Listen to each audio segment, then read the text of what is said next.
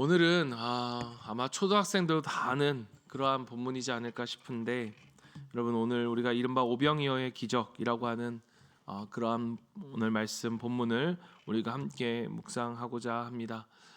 몇 번 우리가 이야기를 본문을 묵상하면서 이야기하지만, 여러분, 사복음서에 다 기록되어져 있는 몇 개 안 되는 말씀 가운데 하나가 바로 오늘 이 오병이어의 말씀입니다. 이야기한즉슨 이 말씀이 그만큼 중요하다는 의미이죠.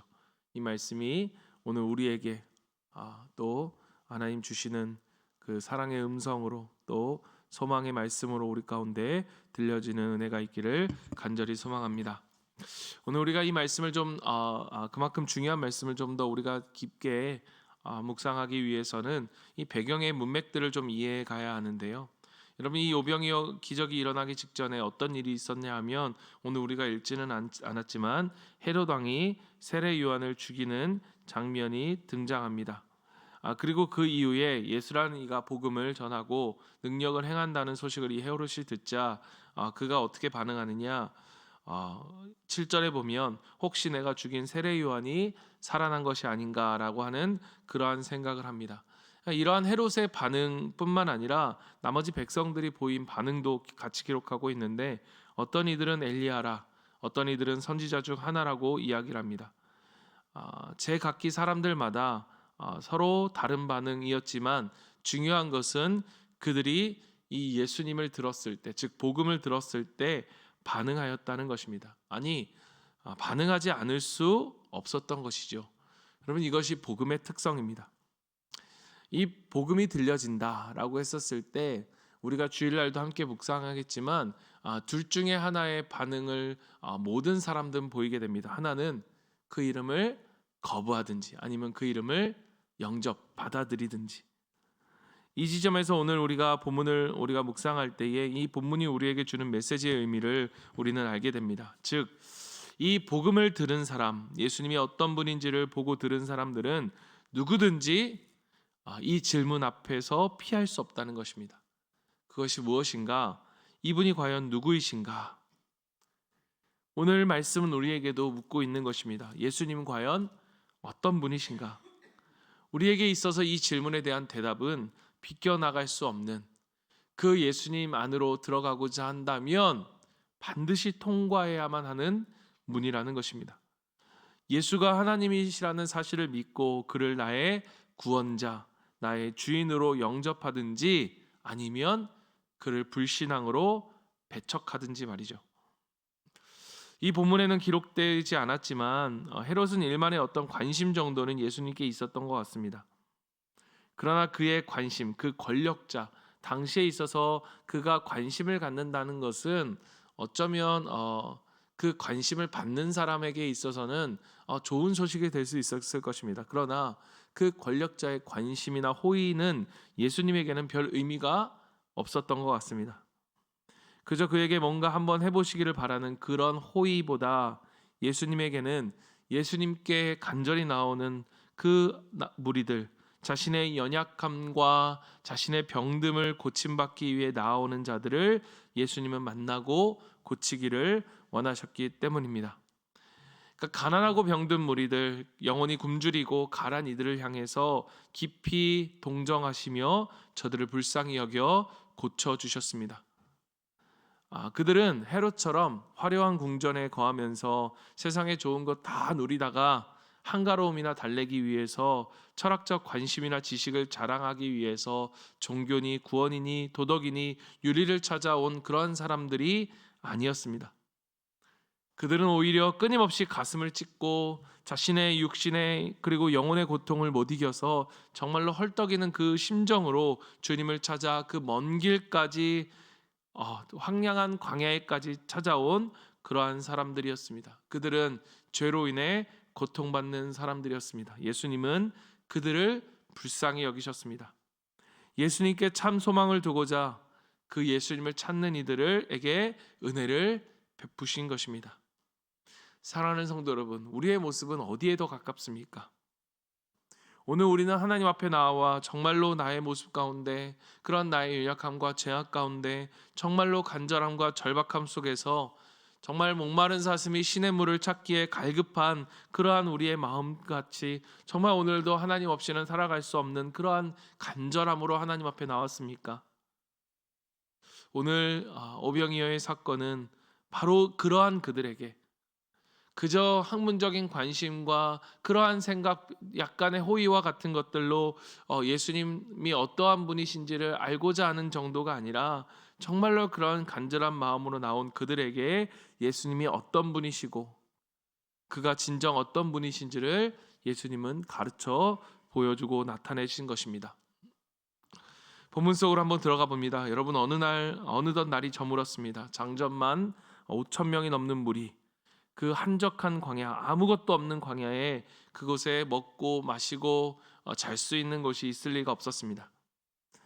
생각해 보면 그들이 처한 이 환경은 오늘 우리가 살아가는 우리의 삶의 모습과 다르지 않습니다.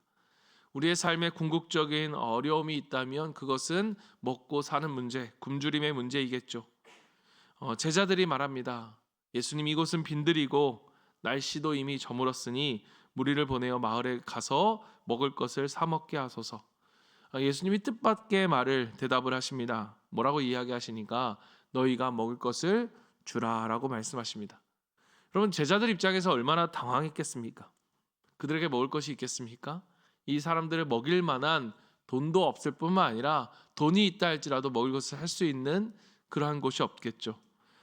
예수님이 말씀하셨으니까 그래도 나름대로 제자들이 방법을 찾아보고자 무리들 가운데 먹을 것이 있는지 없는지를 좀 알아본 것 같습니다. 그 결과 한 아이에게 보리떡 5개와 물고기 2마리가 있는 것을 발견하고 예수님께 가져옵니다. 그러자 예수님이 어떻게 하십니까? 그것을 축사하시고 떼어 제자들에게 나눠주라고 이야기하십니다. 그리고 그것을 온 무리가 먹고 12강주리에 가득 찹니다. 남은 거죠. 그럼 과연 이러한 오병이어의 사건이 오늘 우리에게 무엇을 의미하는 것일까? 예수님이 오늘 이 본문에는 나와 있지 않지만 요한복음에 보면 빌립에게 이렇게 말씀하십니다. 우리가 그 빌립에게 얘기했을 때 빌립이 이렇게 대답을 합니다. 우리가 어디서 떡을 사서 이 사람들로 먹게 하겠습니까? 이 이야기를 하시면서 이 성경은 뭐라고 이야기하냐? 빌립을 시험하는 것이었다. 요한복음 6장 5절 6절에 이렇게 이야기합니다. 시험한다는 것은 무엇인가를 가르치고자 하는 의도가 있는 거죠. 갈 것이 없다. 너희가 먹을 것을 주라. 그러니까 지금 예수님은 이 제자들에게 이것들을 해결할 수 있는 길이 있다는 것을 이야기하고 계신 거예요. 그런데 여러분, 빌립은 참 계산에 뛰어난 사람이었습니다. 이 예수님의 얘기를 듣고 이들을 먹이려면 최소한 200데나리온이 필요합니다. 이 데나리온이라고 하는 것은 노동자의 1년삭에 가까운 그러한 돈인데 그 정도의 돈이 필요하다라는 것을 이 계산기를 두들겨 보니까 차차작 나온 거예요. 그럼 우리가 얼마나 계산기를 잘 두들깁니까? 딱 보면 나오는 그러한 사람들 있죠. 빌립이 그런 사람이었던 거예요. 또 만약 돈이 있다 한들 어디서 그만큼의 떡을 구할 수 있겠습니까? 라고 묻습니다. 그들의 필요는 너무나 컸고 그들이 가진 것은 턱없이 모자라 보였습니다.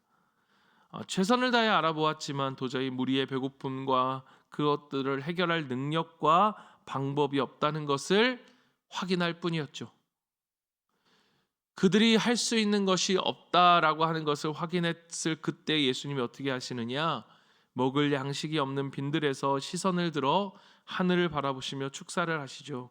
그리고 이스라엘 백성이 출애굽하여 먹을 것이 없었을 때 그들에게 베푸셨던 그 만나의 사건이 다시 한번 재현되어집니다. 누구를 통해서? 예수님을 통해서.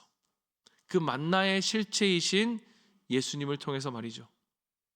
여러분, 빈들에서 아무리 찾은들 무엇을 찾을 수 있었겠습니까? 여러분, 당시에 그 제자들이 만약 그 당시에 우리가 그곳에 있었다면 여러분, 우리는 별반 다른 방법이 있었을까요?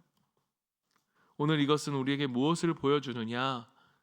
여러분, 우리가 우리의 힘과 우리의 능력으로 우리가 광야 같은 인생 속에서 아무리 살아가고자 우리가 애쓰고 수고한다 할지라도 우리는 궁극적으로 그 굶주림의 문제를 해결할 수 없다는 것을 우리에게 보여주는 것입니다. 예수님의 이 말씀과 행하심은 오늘 우리가 아무리 찾고 헤매도 무엇인가 그 궁극적인 그것을 해결할 수 없었던 그 빈들, 그 광야에서의 삶과 같은 우리의 삶에서 우리가 무엇을 붙들어야 할지, 우리가 바라봐야 할 것이 어디인지를 예수님은 우리에게 보여주고 계신 것입니다. 예수님이 어디를 보십니까? 하늘을 보십니다. 하늘을 우러러 보시고 이렇게 기도하십니다. 아버지여, 당신의 자비와 긍휼과 사랑으로 이 굶주린 무리들을 보시옵소서. 사랑하는 성도 여러분, 우리의 시선이 향하여야 할 것은 이 땅이 아니라 하늘이라는 것을 예수님은 우리에게 보여주고 계신 것입니다. 이 땅에 속한 누군가가 아니고 하늘에 계신 하나님, 하나님만을 소망으로 두고 살아가야 하는 것을 오늘 이 말씀은 우리에게 보여주고 있는 것입니다. 여러분, 이것이 바로 오병이어를 통해 정말로 예수님께서 제자들에게 가르치고 싶으셨던 진짜의 가르침, 바로 예수님 자신이 하늘로부터 오는 참 양식이라는 사실을 제자들에게 가르쳐주고 계신 것입니다. 그렇기에 예수님은 그들에게 말씀하셨던 거예요. 다른 곳에 가서 먹을 것을 구할 필요가 없다. 왜냐? 그 굶주림을 해결할 분이 그들 가운데 계셨기 때문입니다.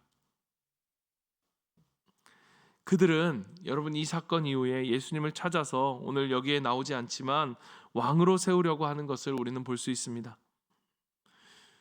육신의 배고픔을, 그들의 굶주림을 단지 물고기 5개와 물고기 2마리와 떡 5개로 해결해 주셨기 때문에 어쩌면 그들의 자신들의 궁극적인 그 문제처럼 보이는 그 육신적인 배고픔을 해결해 줄 왕으로 예수님을 세우려고 하는 것은 어쩌면 당연한 일일지도 모릅니다. 그러나 예수님은 저들의 생각을 하시고 그것을 피하셨다. 그곳 자리를 피하셨다고 말씀하십니다. 그리고 그 피하시는 예수님을 찾아온 이들을 향해서 이렇게까지 예수님은 말씀하십니다. 너희가 요한복음 6장 26절부터 28절 너희가 나를 찾는 것은 표적을 본 까닭이 아니요 떡을 먹고 배부른 까닭이로다. 썩은 양식을 위하여 일하지 말고 영생하도록 있는 양식을 위하여 하라. 이 양식은 인자가 너희에게 주리라고 하신 그것이니라. 그들을 정말로 긍휼히 여기시며 그들에게 알려주고 싶어 하셨던 것은 헤롯이 바랬던 것이 무엇입니까? 예수님의 기적, 예수님의 능력. 그래서 내가 바라는 것을 이 예수가 정말로 채워줄 수 있는가? 자신의 육신의 그 배고픔을 채우는 것이 헤롯의 궁극적인 예수님을 향한 관심의 목적이었죠. 그러나 예수님은 그것을 채우는 데는 관심이 없었어요. 예수님이 오신 궁극적인 이유가 무엇이냐?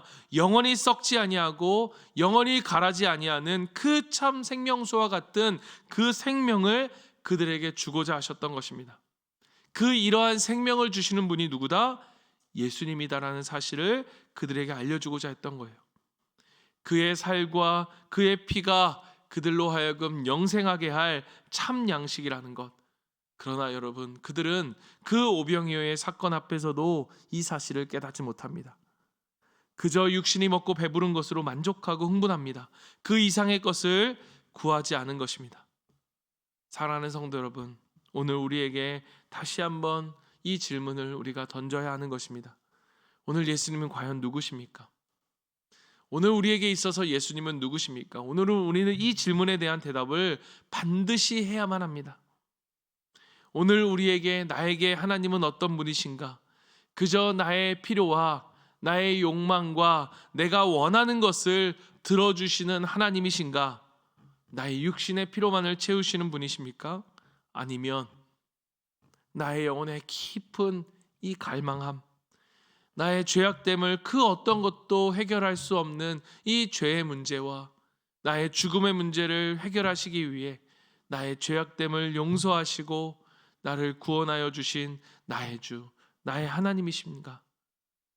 그래서 정말로 주님 없이는 살아갈 수 없는 그 간절함으로, 갈망함으로 그 긍휼을 구하며 우리가 주님 앞에 나와 있는 우리의 모습입니까? 오늘 우리를 긍휼히 여기시는 하나님 앞에 우리가 이 질문 앞에 반드시 한 번은 서야 합니다. 오늘 이 하나님 우리에게 어떤 분이신가라고 하는 이 질문 앞에서는 오늘 이 새벽의 시간이 되길 원합니다. 사랑하는 성도 여러분, 하나님은 온 땅을 창조한 창조주이시고 우리에게 구원자이시며 나의 삶의 주인이심을 고백할 수 있는 우리 모두가 되기를 원합니다. 우리가 주일날 묵상하겠지만 영접하는 자 곧 그 이름을 믿는 자들에게는 하나님의 자녀가 되는 권세를 주셨습니다. 여러분, 이 권세는 세상이 주는 그저 받는 부자인 아들이 받는 그러한 상속받는 그러한 세상을 잘 살게 하는 부유하게 살게 하는 그러한 재산을 물려받는 것에 지나지 않습니다. 그것이 되어버렸을 때 하나님의 자녀가 되는 권세는 너무너무나 가치 없는 것이 되어버립니다. 오늘 우리에게 있어 마르지 않는 생수처럼 줄이지 않는 참 그러한 양식이 되어주시는 그 예수 그리스도를 바라보며 그 참 양식을 먹는 우리가 되기를 원합니다.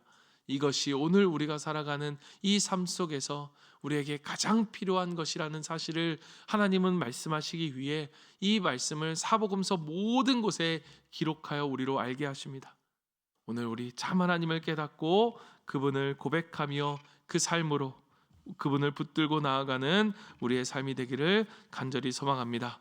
우리 시간 같이 한번 기도하며 나아갈 때 여러분, 예수님은 우리의 단지 필요를 채워주시기 위해 오신 분이 아니십니다. 오늘 우리에게 참 생명이 되시는 하나님, 우리의 죽을 수밖에 없는 이 허무한 세상 속에 우리의 갈급함을 어느 것으로도 무엇으로도 채울 수 없는 우리의 영혼을 채우시는 주님, 오늘 우리가 이 시간 나와 하나님 아버지 그 하나님을 고백하며 우리가 이 세상 속에 하늘을 보며 살아가는 우리의 삶이 되게 하시고 참 소망으로 살아가는 우리의 삶이 될 수 있도록 주님 인도하여 주시옵소서. 오늘 우리가 예수님을 알지 못하고 살아가는 사람들, 예수님을 알지만 마치 헤롯처럼 그저 하나님 나의 필요를 채우시는 그러한 관심 속에서 살아가는 우리라면 하나님 아버지 이 시간 우리가 갈급함으로 나아오는 우리의 영혼이 되게 하시고 하나님 아버지 오늘 우리의 자녀에게 필요한 것이 그 어떤 것보다 주님이심을 우리가 기억하오니 주님 우리의 자녀 가운데 정말 하나님을 알게 하는 은혜가 우리 가운데 있게 하시고 주님 은혜를 베풀어 주시옵소서. 우리 자녀들을 위해 기도하고 오늘 말씀을 붙들고 우리 자신을 위해 기도하고 또 오늘 특별히 오늘 수요 예배 속에서 하나님 우리에게 말씀하실 때 그 말씀을 붙들고 우리 삶 가운데 정말로 참 생명과 참 소망을 그 생명의 삶을 살아갈 수 있는 우리가 되게 해달라고 우리 시간 같이 한번 기도하고 또 여러 가지 기도 제목들 각자의 기도 제목들을 주님 앞에 간절히 구하며 이 시간 기도하며 주님 앞에 나아갑니다. 기도하겠습니다.